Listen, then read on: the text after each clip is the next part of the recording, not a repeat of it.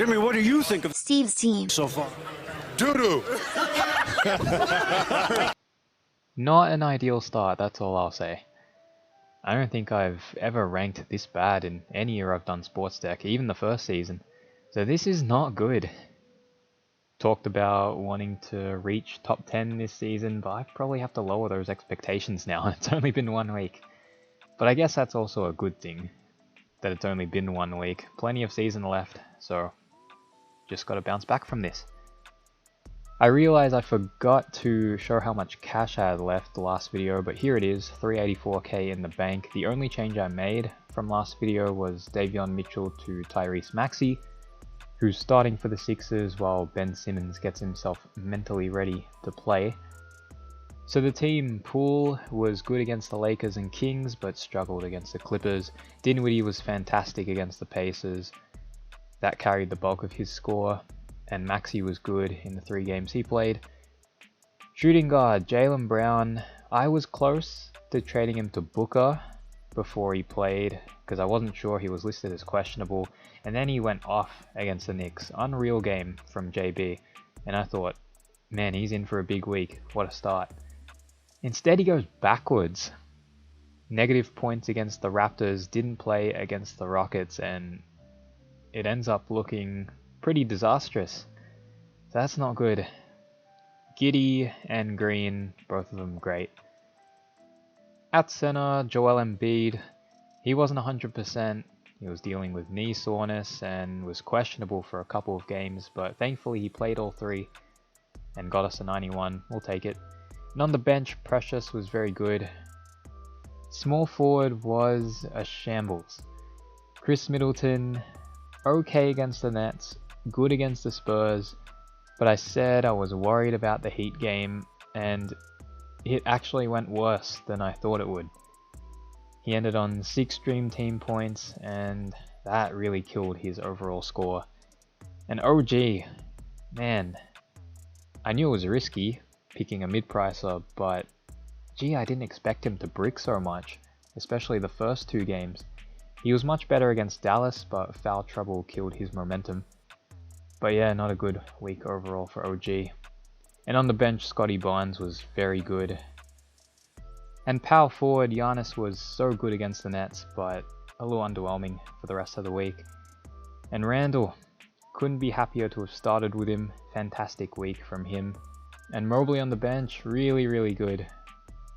These 5 bench players really put some of my starters to shame. So for trades, I said last week my plan was to trade out Embiid, Randall and Brown. I've got other options now. OG could be traded, Middleton even, but he's got 4, so I'll probably keep him. But I do want to stick with the plan that I have. Embiid, Randall, Brown. As far as the players that come in, I said in the video, Jokic, Trae Young, and whoever I have enough cash for, so it could have been a John Collins or someone like that, but that's not the case anymore. Jokic, 100% in the team, but we got to bring in Kevin Durant. That killed me this week, no KD. Then we bring in Jokic, and we have 7 mil in the bank, and the player I want to bring in at shooting guard is Tyler Hero. Looking like he's in for a redemption season after a tough year too. The Heat play 4 this week, so hopefully he can keep up this form. I have just enough to do these 3 trades, 94k in the bank. Embiid, Randall and Brown to Jokic, Durant and Hero. So this will be the team heading into week 2. I think I'll start Poole over Maxey. I like Golden State's schedule a little bit more.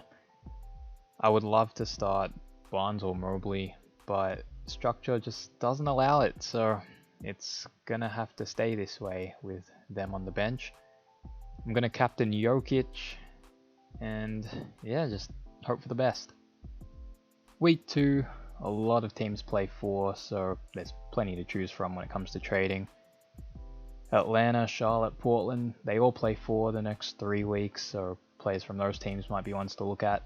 Trae Young, LaMelo Ball, Damian Lillard. Miles Bridges had a great first week, so he could be one you look at as well. I was considering him in preseason, but I went with OG, so we have to stick with that now.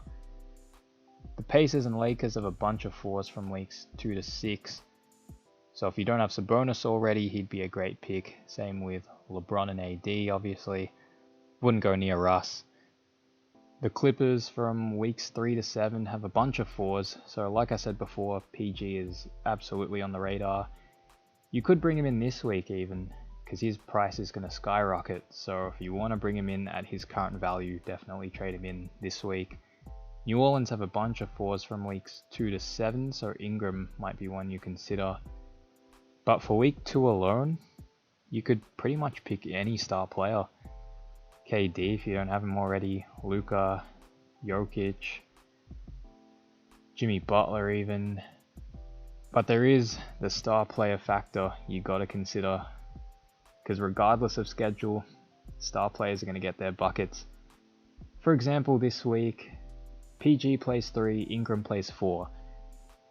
Ideally you want Ingram because he plays an extra game, but we've already seen PG go off first couple of games. So if you think PG can outscore Ingram even in one less game, then by all means pick PG. So that's just something you gotta weigh up. So that'll do it. Hopefully our players can step up, we can have a much better week and start climbing up the ranks. So see you guys in the next video.